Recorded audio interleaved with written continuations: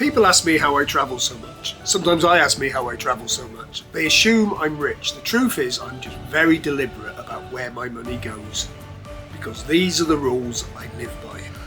You've got to stop chasing those cheap flights. Not all cheap flights mean cheap holidays. For example, you can fly to Dubai certain times of the year ridiculously cheap. Now, that sounds like a great idea. Dubai is the place everyone wants to have a look at. However, Dubai is not famed for being a cheap destination. Yes, the hotels are amazing, but they're expensive unless you go when you're going to cook just walking on the pavement. So in that case, a cheap flight does not equate to a cheap or decent holiday. Another example is we went to Marrakech in June. Don't get me wrong, we had a fantastic time. It was unbelievable. But one of the reasons the flights were cheap was it was so bloody hot. Don't get me wrong, we knew this before we went and we thought the trade-off was worth it to have a cheap holiday at a time that suited both me and Suin, and we had a fantastic time, don't get me wrong.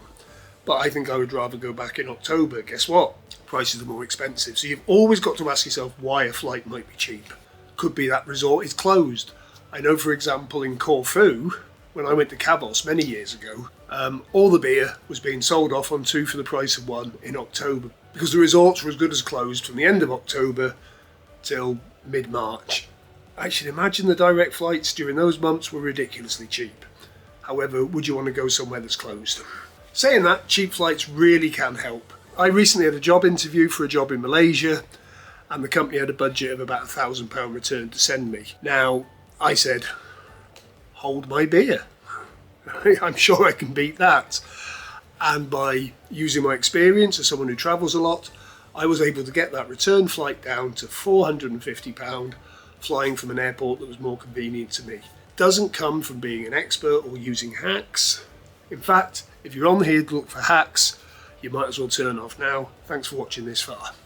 It came from methodically knowing how the transport industry works. And that's the boring fact about all this. It is about doing your research. It's muscle memory. You don't get to be good at football without practice. You don't get to be good at budget travel without going through these steps and going through the pain sometimes. But if you are going to base your factor on cheap flights, you can do a lot worse than using Google Flights. It's got me to places like Niagara Falls, return with hotel for £350 each in the past. Rule 2, spend your money on memories and not hotel beds. For example, instead of a fancy hotel, look for a cheap hotel that is in a good location, or a mid-range hotel that's in a reasonable location. There's always a trade-off to be had. Classic example here is Marrakech. There are some gorgeous hotels with pools, usually parts of chains, that are a couple of miles out of Marrakech. Now I know from having been there that the whole point of staying in Marrakech is to be in the centre of where it's all going on. You cannot miss being in Jumeirah Fana, but it's so bustling. It's nice to be able to walk back to your hotel. If you're out of town, you're going to make yourself go there for the whole day and get overwhelmed, or you're going to miss out on things because you've already gone back to your hotel. You spend less money and you'll stay where the action is. Unless your reason for going somewhere like that is just to be in a nice hotel somewhere warm, which it is for some people, but it's not for me.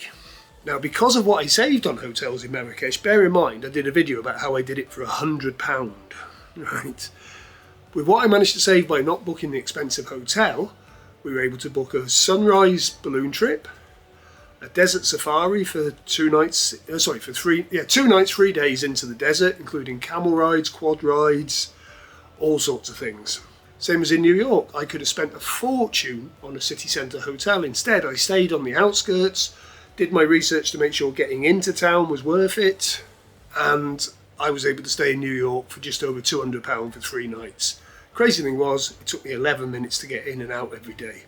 So yeah, in that case, I did offset the convenience against saving a shed load of money. In fact, I think what I saved on hotels covered the expenses of everything I did while I was in New York. And as for Athens, there are some amazing hotels there. But weirdly, the ones that are closest to everything are also in the most rundown areas. As a result, me and Suin stayed in what was rated as the worst hotel in Athens.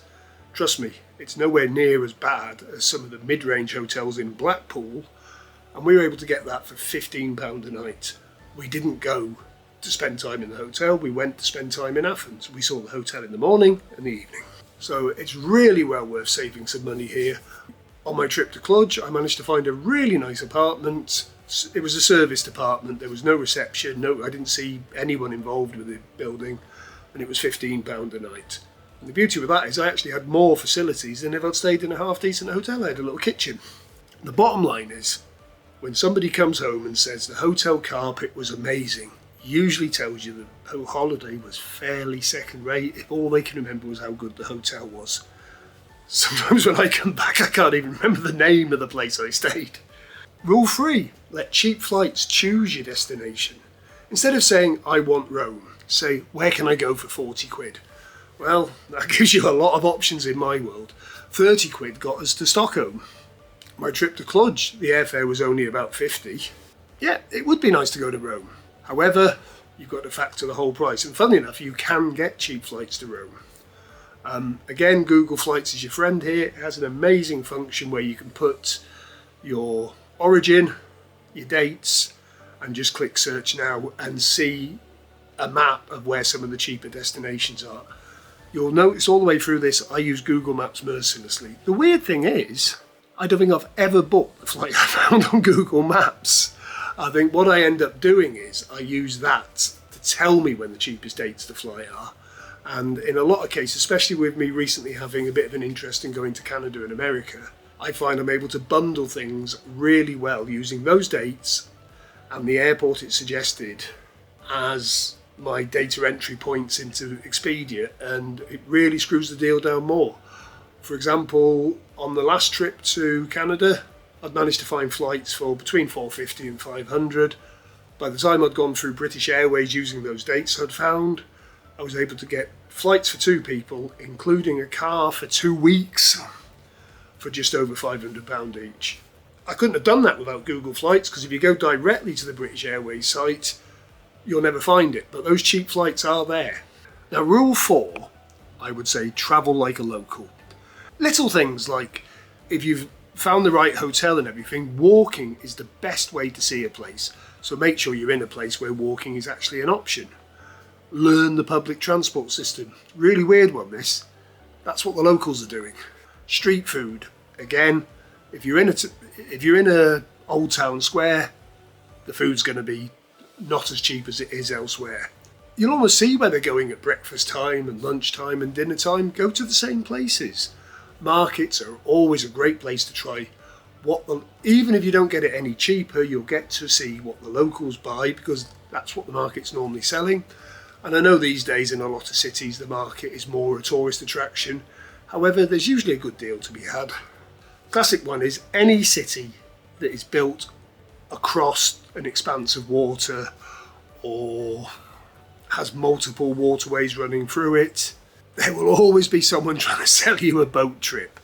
They are expensive. However, if you look at Stockholm, you can use the ferries around all the islands and bits of Stockholm for the same price as the metro fare. In Stockholm, you pay £20 for a 48-hour all-transit pass, and that includes the ferries. So the only difference is you haven't got someone trying to sell you a glass of wine and ruin your trip by talking to you.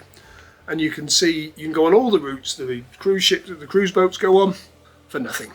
Rule 5, travelling at the right time. Now, you think, oh, he's just going to say shoulder season here. And yes, shoulder season really does work, but there's more to it than that. For example, Spain, Greece, and a lot of those countries, their school holidays finish early August. If you're from the UK, that means you've got 2 weeks when the Spanish and the Greeks aren't on holiday. There is a slight dip in flight costs then. And more importantly, less queues and possibly a slight dip in the hotel prices. It's sometimes even reflected in the packages. And to be honest, for the family trip to Spain or Greece, much as I love to travel independently, it is probably still the smarter option. But the other thing to take into account is, if you're in the UK, most of Europe, especially the southern half, is a damn sight warmer in the winter than it is here. For example, I've been to Athens 3 times, twice in December, once in March, and I would say, other than one really rainy day, so 1 out of 9 days, I've experienced what I would class as the perfect British summer, not like the bloody heat wave we're going through now. And because it's their winter, prices are through the floor. Some places that are really popular for winter sun, you find you haven't quite got that drop in prices. But the crazy thing is, the British summers are getting warmer. Why do you want to go somewhere even warmer in the summer and pay more for doing it? Get you tapped into school holidays and things, but the kids are on holiday in Easter. They're also on holiday in October. You can get some cracking deals in October. Rule 6, pack like you mean it. We've seen this before in videos. This is the bag I take on most of my holidays. It's made by a company called Norway. It cost me £12.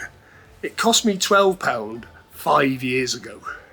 This thing goes home with me every weekend, so we look at it that way. It has done, including my holidays, probably 270 trips. It's even been in a car crash. I've had to sew a small hole up in it. The reason I take this is I usually try to go on personal item only. I want the softest bag to go under the seat in front, especially on Ryanair or Wizz Air. I can usually crush that a bit and fully extend my feet. Now that is worth it. Secondly, if I do go on a longer holiday, I've got, these are made by a company called Cabin Max. I've had this one, it's got to be 15 years. Hasn't been on as many holidays because I have to pay to take this boy with me. Sometimes nearly as much as it would to take one of my kids. Mind you, it would be cheaper to take an extra bag than a kid. But what I really like about this one, I don't know if you can see it, it's got, you can pull it tight, so you can pack it up. And I'm going to be honest with you, that holds nearly as much as a medium-sized suitcase. So if you're going anything more than a couple of hours, chances are you're going to get cabin bag entitlement as well, especially if you go with someone like British Airways. That those two, well, I can tell you now, those two will do you for a fortnight, because that's all I took to Canada. I took a suitcase of spare clothes, and I still haven't unpacked it, and I didn't use it there either. But the real advantage is you're not having to check your baggage in, you're not waiting at a baggage carousel, it's less stress. That goes on your back, and the other one you can carry. Shortens your time doing other things, and you haven't got the stress of losing the suitcase. Both these things are with you. And rule 7 is be flexible. We all think in terms of a 7-night holiday or a 14-night holiday, or a 3-night weekend. I've just done an amazing trip to Romania. I was only there for 2 nights, but because of the flight times, I gained nearly a full day when I arrived because I got there really early, and they had a good half day before I had to fly back. That gave me the equivalent of 2 full days.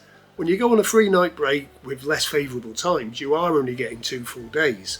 Now, because of that, that brought the cost for the whole holiday down for just one person. Bear in mind, that means I'm swallowing the price of a hotel for one person instead of spreading it across 2, brought it down to just under £120. It was a relaxing break, it was worth every penny.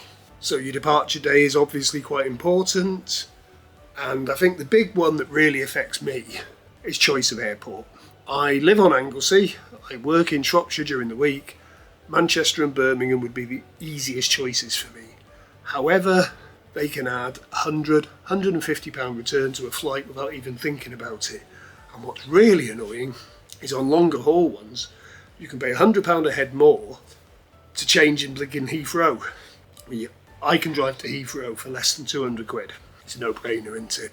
Different routes make a huge difference. Even when you've already picked your flight, just double check, especially with the bigger airlines, double check alternative flights. When I did the Canada and US trip I've recently done, British Airways cheaper flights involved on the way out using Aer Lingus with a slight, I think it was an hour and a half delay in Dublin, and it shaved £250 off our trip. That's a lot of moolah. That certainly covered all my hotel fees in New York for 3 nights. So always look at different workarounds. Same with Singapore. Company was basing it on flying me from London to Kuala Lumpur, whereas I found if I went from Manchester using Air France with a brief change in Paris, saved £550. My origin airport was closer to me, And the destination airport was closer to the factory they were interviewing me at. You're talking £550 on one person. If that was two of you, that'd be over £1,000. And of course, different destinations. First time we went to Canada, we flew to an airport called Hamilton International. It's quite funny they call it Hamilton International, because I think there's only one flight a week that's international that actually goes through it, via Reykjavik. Now, that brought the return flight down to, would you believe, £200 each? Now, Hamilton is about 40 minutes from Toronto. Now, we were hiring a car anyway, whereas Toronto Pearson to Toronto City is about 40 minutes by public transport. Similar times, obviously only really made a big difference because we were hiring a car, but the public transport links to Toronto from Hamilton were similar times. I think it was about 20 minutes longer, but you were saving nearly £200 each. But the other thing with Hamilton is, if you're going to Niagara Falls, it's a much closer airport to Niagara Falls. It's a gateway to Canada for £200 less. Shame that route doesn't run anymore. This one's not so much a rule, it's the £2,000 challenge. If I gave you £2,000, how many holidays would you book? Well, I can tell you now this one's going to floor you. For £2,000 per head, right, I managed Athens twice, Stockholm, Bilbao, Krakow, right, you wouldn't think there'd be many left. Tokyo, right, we had 12 days there for £1,000, and Niagara Falls, including a sidebar to New York. That's 7 holidays, of which 2 were, I would call it, bucket list trips. We just about managed on £2,000 a head. Now, what did you spend on your trip last year? I can guarantee you some of you will have spent that much per head. Don't get me wrong, you've probably stayed in nicer hotels than me. You've probably had suitcases for most of your trips, but that is a massive difference. And some poor devil out there is paying for a wife and 2 kids to do that.